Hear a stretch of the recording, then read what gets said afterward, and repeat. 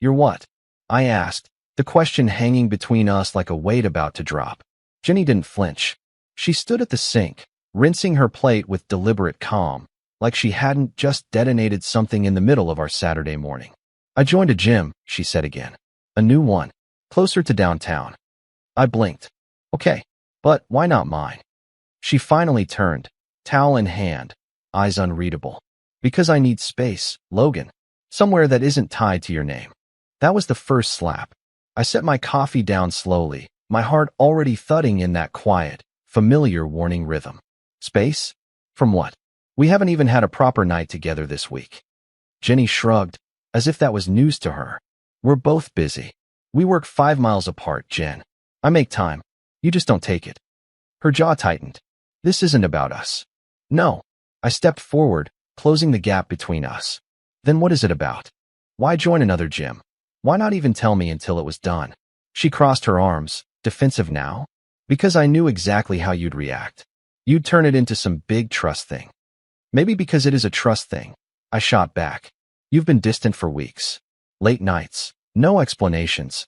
Now you suddenly need a gym that isn't ours? I don't need your permission to do something for myself.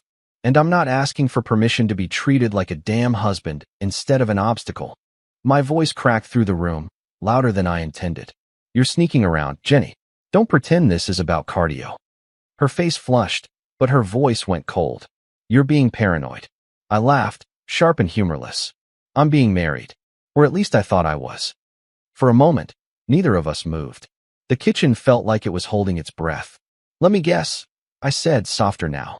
This gym, it's got smoothies, neon lights, and some charming trainer who doesn't ask questions. Jenny looked away. I felt the first drop of something bitter slide down my throat. You've already met him, haven't you? I asked quietly. She didn't answer. That was answer enough. I can't do this, she whispered. Oh, now we're being honest, I muttered. Is this where you tell me I've been too focused on my business? That I stopped noticing you? That you feel invisible? Jenny's lips parted like she might speak, but nothing came out. Don't bother, I said, stepping back. You've rehearsed this in your head already, haven't you? She flinched. I thought we were solid. I added, voice low. Turns out you were just waiting for the right place to disappear into. She grabbed her bag, hands trembling slightly. I need to go. I bet you do, I said. Just don't forget your gym bag. Her eyes snapped up, but I didn't blink. She turned and walked out. And when the door clicked shut, something inside me clicked too. You think you know someone. You think routine means safety. But sometimes the quietest people make the loudest exits. My name is Logan. I train bodies for a living. But today, I realized I'd missed the signs in my own home. Jenny wants space? Fine. But now I want the truth. And I'm not letting this go. It had been exactly a week since that blow-up in the kitchen. Since Jenny said she needed space and walked out like that was a normal thing to say to your husband over toast. She didn't bring it up again. Neither did I. But the distance between us? It wasn't just emotional anymore. It had shape. Wait. It filled the house like fog you couldn't see but felt pressing on your skin. She still left for the gym every other evening. Still came home just before midnight. And always, with a new excuse for the time. Traffic was brutal. Got caught talking to the girls. Shower took longer than I thought. Each one delivered with that smooth, practiced tone, like she was playing from a script. But then, Wednesday happened. It was a damp, gray afternoon. I'd come home early, client canceled last minute. As I walked through the door, I heard her upstairs, rushing around, heels clicking against the floor. Jenny appeared at the top of the stairs in her usual leggings and hoodie combo, phone tucked in one hand, water bottle in the other. Late for class, she said, not even looking at me. Don't wait up. I nodded silently, watching her move fast. A little too fast. The front door slammed shut. 10 seconds later, I saw it. Her gym bag, still sitting by the coat rack. Unzipped. Full. Untouched. At first, I just stared at it like it might vanish if I blinked enough. Then I walked over, crouched down, and opened it. A clean towel. Spare shoes. A fresh bottle of body wash. Everything ready for a workout. Everything and used. I zipped it shut slowly, heart beginning to pound, not with rage yet, but with something colder. That slow burn realization you can't unsee. I sat on the couch, bag at my feet, and waited. She didn't come back until nearly midnight. I kept the lights off. Just the glow from the TV casting flickers across the living room. The lock clicked. Her steps padded softly across the hardwood. She probably thought I was asleep. When she walked in and saw me sitting there in the dark, she froze. "Oh," she said, laughter thin. "You scared me." I didn't say anything. She glanced around. "Didn't realize you were still up." I looked at her. Not the words, just her. She was dressed the same as earlier, but her hair was down now. Loose. Wavy. No signs of sweat. No red cheeks. No towel in hand. "I thought you went to the gym," I said, keeping my voice even. She blinked. "I did. You forgot your bag."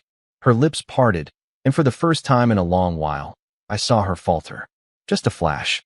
But enough. I didn't need it," she stammered. "They had extra towels. Shoes." She hesitated. "I just did cardio. Nothing serious." I nodded slowly. "Right." She walked past me, voice chipper. "I'm gonna take a quick shower." "Already showered at the gym, didn't you?" That stopped her cold. She didn't turn around, just stood there, shoulders stiff, back tense. "Yeah," she said finally.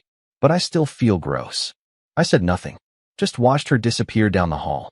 15 minutes later, I stood in our bedroom doorway, staring at the gym bag I'd placed carefully at the foot of the bed.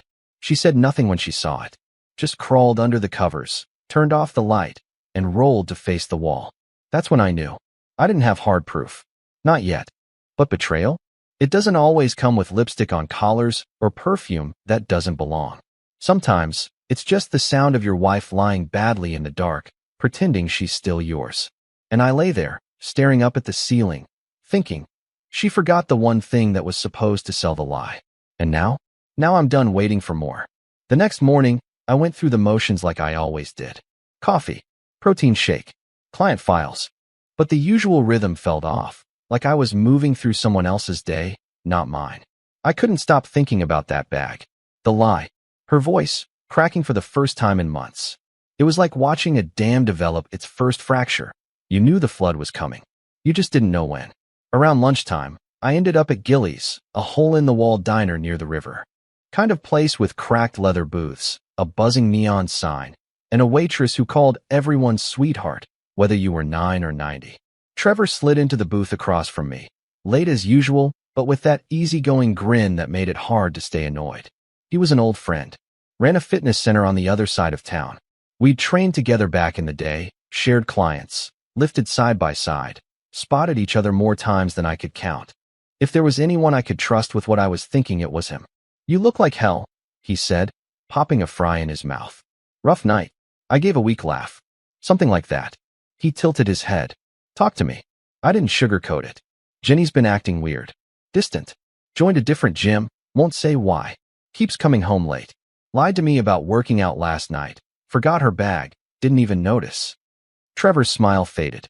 He leaned back, eyes narrowing slightly. "Which gym?" I hesitated. "Bodycore. On Swananoa." His expression shifted, just enough for me to notice. The corner of his mouth twitched. Not a smile. More like a wince. "What?" I asked, already dreading the answer. He exhaled slowly, rubbing the back of his neck. "That's where John works." "John?" Trevor nodded. "John Ellis. Tall. Charming. Always has his shirt half unzipped. He's been there a couple years now. Got a solid following. Especially with married women." The way he said that last part made my stomach twist. "You're not serious." I wish I wasn't.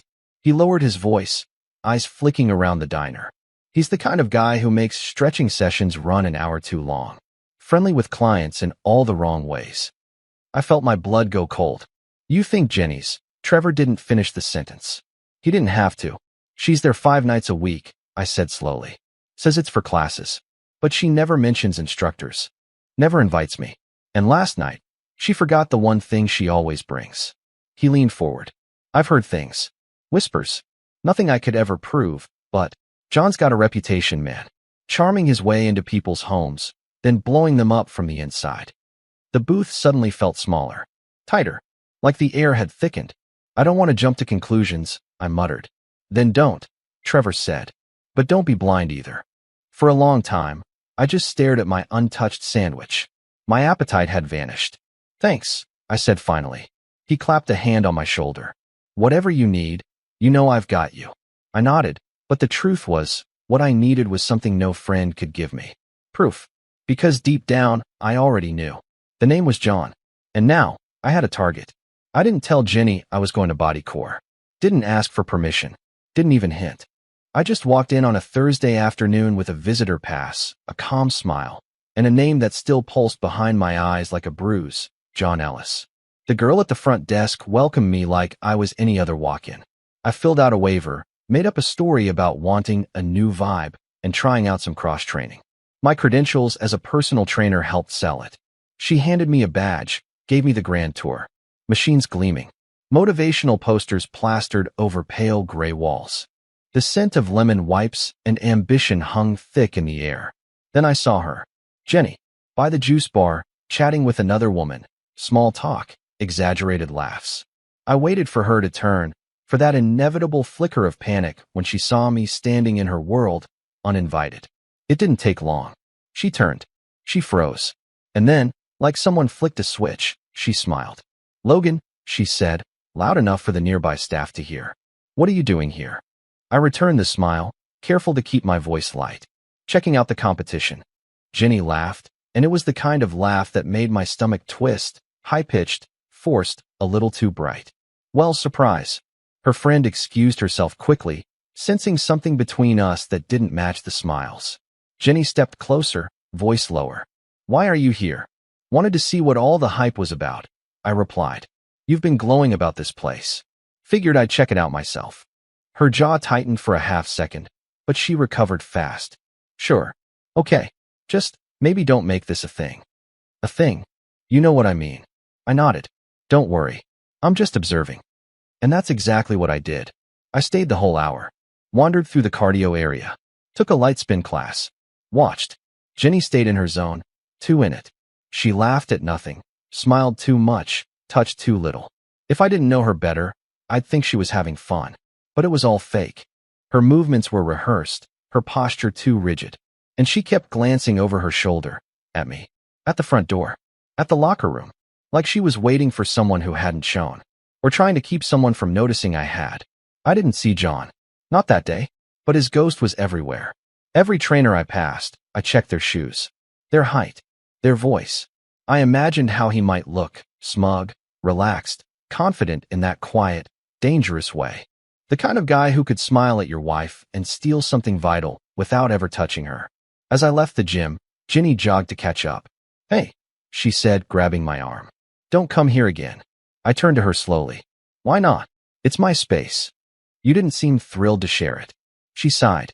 I need something for myself, Logan. Not everything has to be about us." I looked at her, really looked. And for a second, I wanted to believe that lie. That this was just a woman trying to breathe.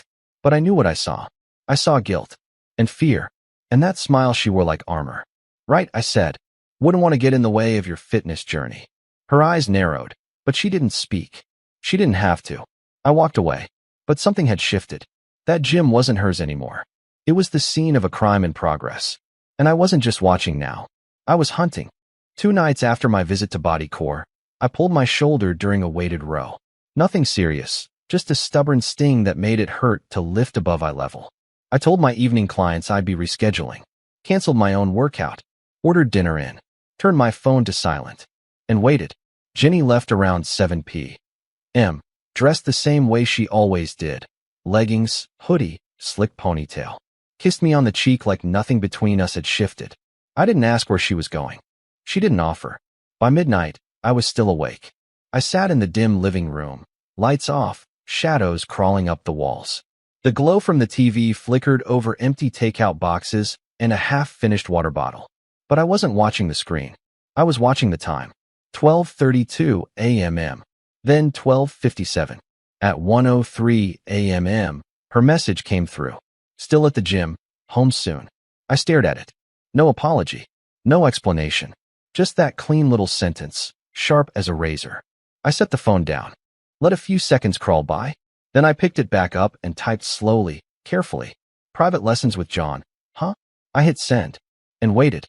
Exactly 10 minutes later, the front door slammed open. Jenny stormed in, hair damp, hoodie zipped to the neck. Her face was flushed, not from a workout. From panic. Traffic. she said breathlessly, kicking off her sneakers. There was a wreck on 240. And I took a shower at the gym, so I never asked, I said calmly. She blinked. I stood up from the couch and crossed the room. Not rushing. Just moving.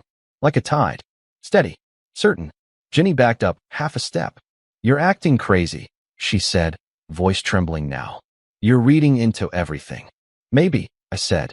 But you forgot your bag 2 nights ago. Lied about it. And now you're out past 1 in the morning. You're not training, Jenny. You're disappearing.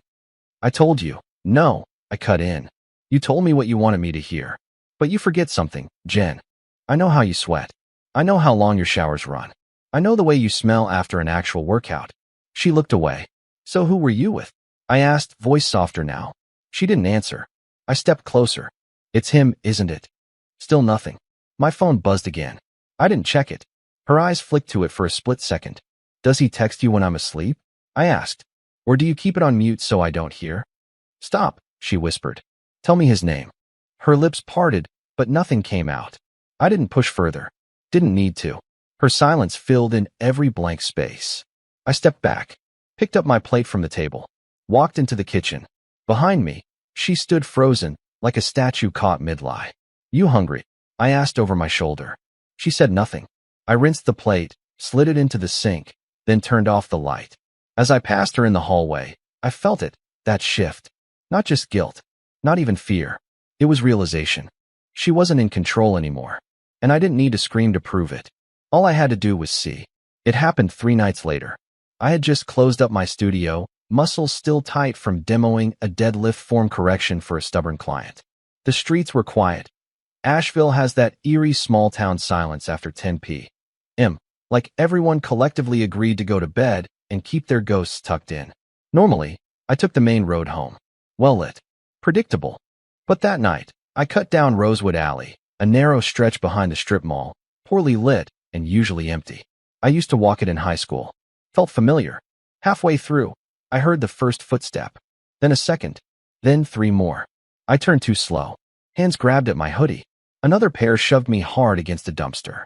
My back hit metal, and a sharp bolt of pain ran up my spine. I swung blindly, caught someone in the ribs. Grunted. Fist came at me, connected with my jaw. My head snapped sideways. Adrenaline took over. I drove my shoulder into one guy's chest, felt the air whoosh out of him. Another came at me with something in his hand, but I kicked hard and low, dropped him.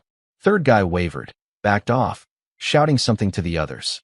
The guy I hit first groaned on the ground, cursing. He scrambled to his feet and ran. The others followed. I staggered back against the wall, panting, vision swimming. Blood in my mouth. Skin torn on my knuckles. Right eye already puffing. But I was still standing. I made it to my car and sat there, shaking. Not from fear. From fury. 3 guys, coordinated, quiet, fast. Not muggers. They hadn't asked for my wallet. They hadn't said a word. Which meant it wasn't random. It was a message. I sat there, head against the steering wheel, replaying every detail. Shoes. One of them had bright white sneakers, nearly glowing in the dark. Flashy. Expensive. Exactly like the pair I'd seen behind the desk at Bodycore. The ones Jenny had mentioned admiring weeks ago. I remembered thinking, who wears that to train? John. Tall. Athletic. The kind of guy who wanted to be noticed. The image hit me like a freight train. I leaned back, still breathing hard, jaw throbbing, temple pulsing. So this is how he played it. This wasn't about passion. This wasn't just some messy affair. This was calculated. Territorial. John didn't want me suspicious. He wanted me gone. I drove home in silence, knuckles raw against the steering wheel. Jenny was asleep on the couch when I walked in, wrapped in a blanket like nothing had happened. The TV was on low, flickering blue shadows across her face. I stood there, watching her sleep. For a moment, I almost believed it was still our life. But my ribs ached every time I breathed, and nothing felt like mine anymore. That night, I lay in bed, staring at the ceiling, every muscle throbbing. I thought about Trevor, about the rumors, about the shoes, about the silence in Jenny's voice when I asked if it was him. It wasn't paranoia anymore. It was strategy, and they made their first move. They just didn't finish the job. 2 mornings later, I walked back into Bodycore. No badge this time. No fake curiosity. No pretending to be another guy sampling the facilities. I walked in like I owned the place. Because at that point, I wasn't looking for proof anymore. I was here for the man himself. The receptionist smiled, about to greet me, but one look at my face shut her up. I had a blackened eye and a split lip, still healing.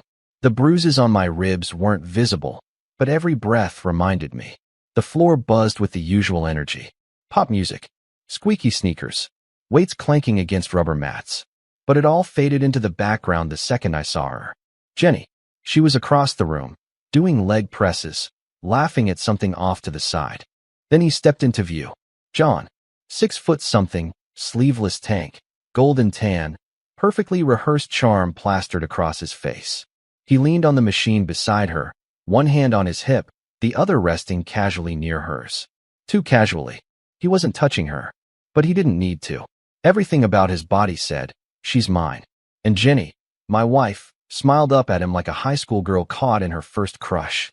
I stood there for a full 10 seconds before either of them noticed me. Jenny turned first. Her smile faltered. John followed her gaze. His face didn't shift. Not right away, but I saw it. The flicker of recognition, that millisecond of recalculation. He knew. I started walking. Straight through the machines. Past the staff. Right toward them. People started to notice. Jenny stood up fast, wiping her hands with a towel.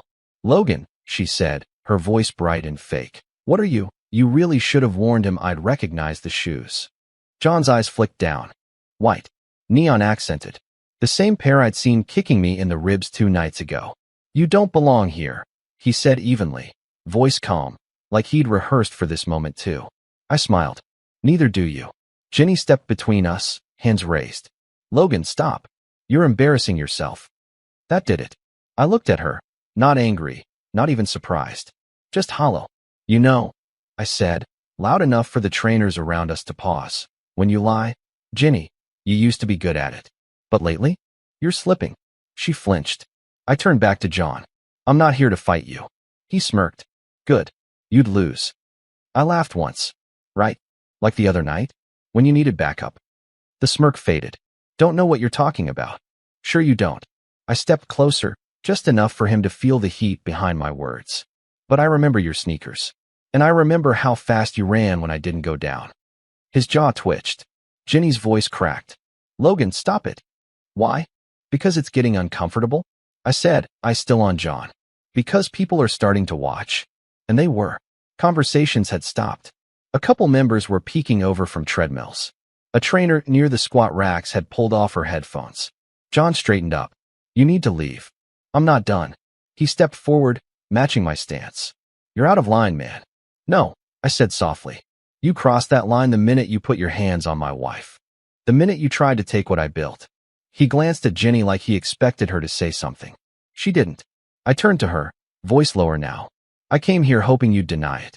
Hoping you'd still flinch at the truth. Jenny blinked, swallowing hard. You're not even hiding it anymore, I said. You just brought it into the light. Then I stepped back, took one last look at them. Her flushed and trembling, him still trying to stay cool under the weight of watching eyes. I'm done. I walked out.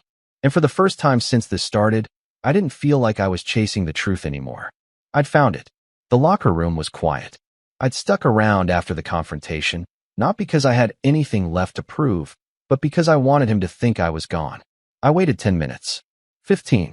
Changed into dry clothes, replaying every second of what just happened. Then the door creaked open behind me. I didn't need to look. John's cologne reached me first, expensive, strong, too eager to announce his arrival. He shut the door behind him. The air in the room tightened. I gotta hand it to you, he said. You've got guts, Logan. Most guys would have folded by now. I sat on the bench, tying my shoes slowly. Most guys aren't me. He chuckled, low and dismissive. You made your little scene. Hope it felt good. I stood up, face to face now. He didn't smile. I don't like being threatened, John said. And I don't like being jumped in alleyways, I replied. He blinked, just once. You have no idea what you're starting. Oh, I do, I said, leaning in. But here's the part you don't know. I pulled my phone from my locker, opened the message thread, scrolled down, and held the screen up for him to see. The name at the top read, Trevor Mahoney. Underneath, the last message I'd sent. Get started. John's eyes flicked over the screen, and for the first time, I saw it. Fear. Tiny. Fleeting. But real. You think your little studio has any weight in this town? He scoffed, trying to recover. You think anyone cares what you say? No, I said, voice low. But they care what Trevor says. And he's already spoken to the certification board. They're reviewing complaints. Yours. His mouth tightened. I wasn't bluffing. I'd called Trevor the night after the ambush, gave him every detail about the attack, the shoes, the timing. He didn't even hesitate. I've been waiting for something real on that guy, he said. Now I've got it. And now, so did John. You're going to lose your license, I said calmly. Your job, your reputation, the thing you built with sweat and charm, it's already leaking at the seams. John stepped closer, voice sharp. You think Jenny's coming back to you after this? You think she'll forget what you did? I didn't flinch. She can do whatever she wants. Then I lowered my voice, razor thin. But you? You're done. He didn't move, didn't speak, just stared, because he knew I wasn't bluffing. And worse, he knew someone else had already pulled the string. I grabbed my gym bag and walked past him. Just before I reached the door, I paused. You should have trained your conscience harder. Then I walked out, leaving him standing alone, cornered, cornerless. The hunter had become the hunted. The house was too quiet when I stepped in. No TV noise this time. No clatter of dishes. Just that thick, uneasy silence that only exists in homes where the truth has been avoided for too long. Jenny was on the couch, scrolling her phone like she hadn't already been pacing the living room for an hour. She looked up, startled when she saw me. You're late, she said. I didn't answer. I walked past her to the kitchen, poured a glass of water, took one long sip, and let the silence stretch until it made her nervous. I saw you at the gym, she said finally. After you walked out. I turned, met her eyes. I didn't walk out, I said. I left. Big difference. Jenny stood up slowly. You made a scene. I set the glass down. No, you made the scene. I just narrated it. Her lips pressed into a tight line, that faux calm starting to crack. Why are you doing this? She asked. Why are you trying to ruin everything?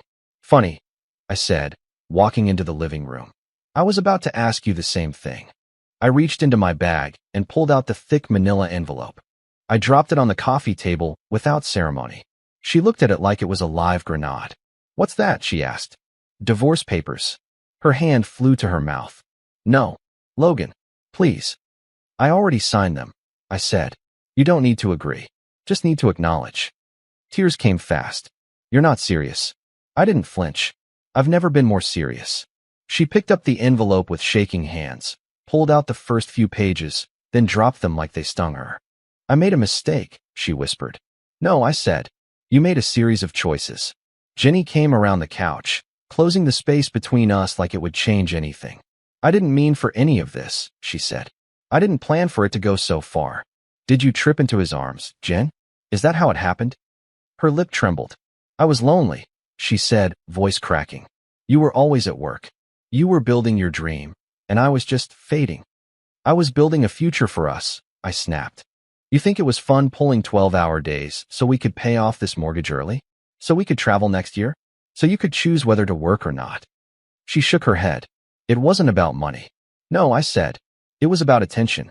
And instead of asking for mine, you chased someone else's. I didn't mean to fall for him. I let out a bitter laugh. You didn't fall. You jumped. And you landed in my blind spot. Jenny wiped her cheeks, mascara streaking. I thought I could fix it. You don't fix betrayal, I said. You bury it. Or you leave it exposed and let it rot. I pulled a second envelope from my bag. This one slimmer, but heavier in weight. Here's the rest. She took it hesitantly. Text screenshots. Security footage. Date-stamped messages. Eyewitness statements. She flipped through the pages. Her hands started to tremble. Trevor filed the ethics complaint on my behalf. I added. John's being investigated. His license is under review. And Body Corps already placed him on administrative leave pending the outcome. She dropped the envelope like it had burned her. What did you do to him? Nothing, I said. I just exposed him. You're trying to destroy him. No, I said, voice razor sharp. He did that when he laid hands on my wife and tried to have me jumped in an alley. I just turned the lights on. Jenny broke. Her knees hit the floor like her body finally gave out. I never wanted this, she sobbed, gasping for air between the words. Logan, please. We can fix this. We can go to therapy. We can. No, I said. She looked up, mascara streaked down to her jawline. There's no we anymore. Her mouth opened, but no sound came out. I don't hate you, I said after a long moment. But I don't trust you. And without that, there's nothing left. I walked to the doorway. Stopped. Look back. I'll give you 30 days, I said. Stay here, get your things in order. After that, this house is mine. She collapsed back onto the carpet, sobbing into her hands. I didn't comfort her, didn't kneel beside her, didn't touch her shoulder, didn't hand her a tissue, because the man who would have done those things, she left him behind months ago, and tonight, he officially returned the favor. The courtroom smelled like lemon polish and nerves. I sat alone on the left bench, calm, hands folded, suit pressed. No lawyer beside me, just my documents, the truth, and months of silence waiting to be heard. Across the aisle, Ginny sat between her attorney and a tight knot of shame. Her eyes flicked to mine only once. She looked older. Not aged, just hollowed out. John wasn't there. He wouldn't risk public scrutiny. Not anymore. The judge, a woman in her 50s with silver hair pulled into a severe bun, glanced through our files with clinical focus. Mr. Hale, she said, you've submitted video and written evidence regarding the grounds for divorce. Is that correct? I nodded. Yes, Your Honor. And you've waived alimony requests? Correct. She turned to Ginny's lawyer. Any objections? He stood, cleared his throat, already sweating. We have some questions regarding the context of this evidence. The judge raised a brow. Then let's review it together. A clerk wheeled over the monitor. I didn't flinch. The footage rolled. Jenny, by the water cooler, smiling, leaning toward John. His hand grazed her lower back. She didn't pull away. Then, frame by frame, they kissed. Not passionately, not hidden, casually, like it was normal, like no one mattered outside that bubble. Ginny buried her face in her hands. Her lawyer looked blindsided, whispering to her urgently, but she didn't respond. Next came the messages. Screenshots of her texting John while I was in the next room. Excuses layered over fake workouts. A time-stamped, still at the gym, sent while she lay in his bed. Whispers spread across the room. The judge tapped her pen once on the desk. Mrs. Hale, she said firmly, do you contest the validity of this footage? Ginny shook her head slowly. Her voice, when it came, was barely audible. No, Your Honor. Then we proceed. There was nothing left to say. No drama. No screaming. Just the weight of reality dropping like stone. Ginny looked at me again. But this time, her eyes weren't asking for forgiveness. They were asking if I'd ever remember her before all this. Before lies and gym bags and midnight texts. And I think, maybe that's what broke her more than anything. Because I didn't look away. I didn't soften. I just blinked slowly and let her feel the silence that used to be trust. The judge finalized the decree within the hour. Divorce granted. Full asset division per Mr. Hale's request. Custody of shared property and business holdings awarded to petitioner. Court adjourned. I stood. Ginny remained seated, hands clasped in her lap like a child after detention. I walked past her without a word. But as I reached the door, I heard it. A faint, broken whisper. Logan, I paused. Half-turned. Met her gaze one last time. She tried to smile, barely. But I just nodded once. Polite. Distant. Done. Then I pushed open the courtroom doors and stepped into the sun. Free. Not of the past. But of pretending it didn't happen. The studio smelled like fresh paint and pine mats. 3 weeks had passed since the court date. I'd reopened under a new name, clean slate, fresh energy. My client list doubled, and not because I advertised. Word spreads fast in small towns, especially when a man takes betrayal and builds something better from it. It was quiet that morning. Early. Sunlight streamed through the front windows in gold strips. I just finished wiping down equipment when the bell over the door jingled. I looked up. It was him. John. He stepped inside like a ghost that forgot it died. Rough around the edges now, shirt wrinkled, scruff growing in, eyes hollowed out. The khaki tan was gone, replaced with a gray tint of someone used to looking over their shoulder. Logan, he said, almost gently. I said nothing. He lingered by the front desk. Didn't approach. I've, been trying to find work, he started. Most gyms won't even return my emails. Sounds about right. He nodded, as if expecting that. I just thought, maybe you'd put in a word. Something neutral. Doesn't have to be glowing. I laughed once, short and sharp. You want me to help you rebuild after you tried to wreck my life? He didn't flinch. I messed up. That's a mild way of putting it. I lost everything, he muttered. Jenny moved in with her sister out of state. My cert's under review. No one wants to touch me. Not even for janitorial work. Maybe you should have cleaned your conscience instead. He looked up. I wasn't trying to destroy you, he said. No, I said, walking around the desk. You were just trying to erase me quietly. Slip in. Take what wasn't yours. Blame it on emotion. Chemistry. Whatever buzzword you tell yourself at night. He didn't argue. Didn't deny it. That was new. I leaned against the wall, arms crossed. You know what your problem is, John? You've spent your whole life training your body. Flexing, posturing, showing off. But you never train the one thing that matters when everything else collapses. He frowned. Your character, I said. And now? You're broke. Alone. And nobody's buying what you're selling anymore. He swallowed hard. I get it, he said. You're angry. No, I said. I was angry. Now I'm just done. He looked down. Guess that's it, then. He turned toward the door, slower than when he came in. But just before he left, I added, you should have trained your conscience harder. He stopped, shoulders tensed. Then he nodded once, defeated. The door closed behind him, and I stood there, in the center of my own space. Clean, bright, quiet. That's the thing about betrayal. It breaks you. But if you let it, it also builds you back sharper than before. I didn't just survive what they did to me. I outlived it.